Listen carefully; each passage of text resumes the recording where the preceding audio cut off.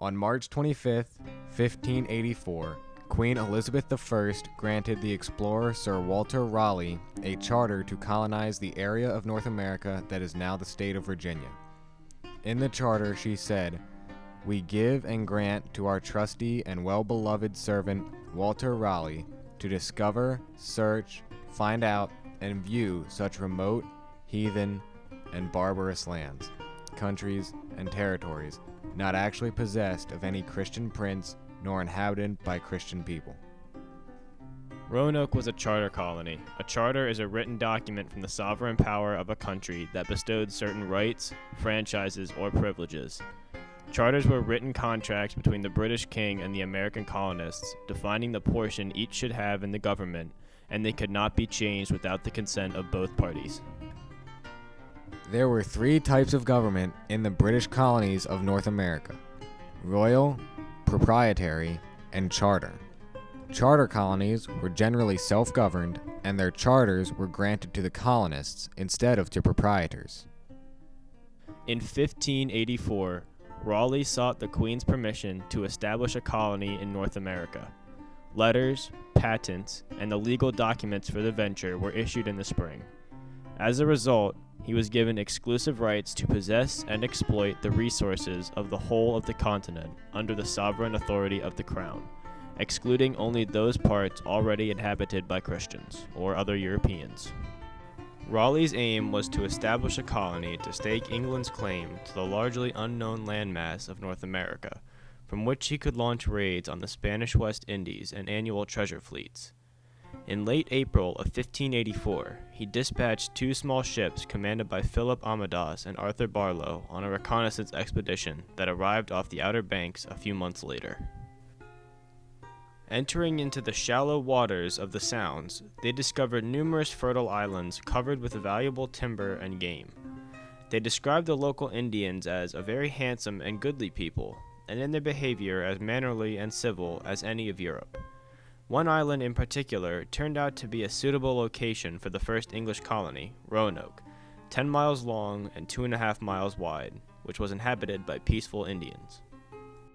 In April of 1585, Raleigh fitted out a fleet of 5 ships carrying approximately 600 soldiers and seamen under the command of Sir Richard Grenville, his cousin.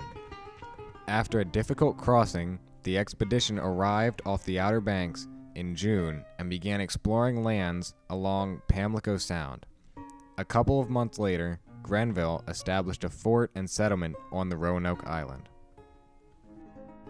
Grenville and the fleet departed shortly after to return to England for additional settlers and supplies, leaving behind a garrison of 108 men. In the winter and spring of 1585 to 1586, the garrison sent out 2 exploratory parties to the north and west. The first expedition discovered the mouth of the Chesapeake Bay and made contact with Indian peoples along the southern shore of the bay. The second, in the spring, explored the Chowan and Roanoke rivers, during which the English picked up stories from Indians about copper and gold mines far inland. They had concluded that the colony should be relocated to the Chesapeake Bay, where the deep water rivers would make better harbors for the English shipping than the treacherous waters of the Outer Banks, and from which colonists could mount further expeditions into the interior of North Carolina to find the Indian mines. They were forced to abandon the Roanoke colony in the late June of 1586 due to hostilities between the English and the Secotans, one of the Indian tribes in the area.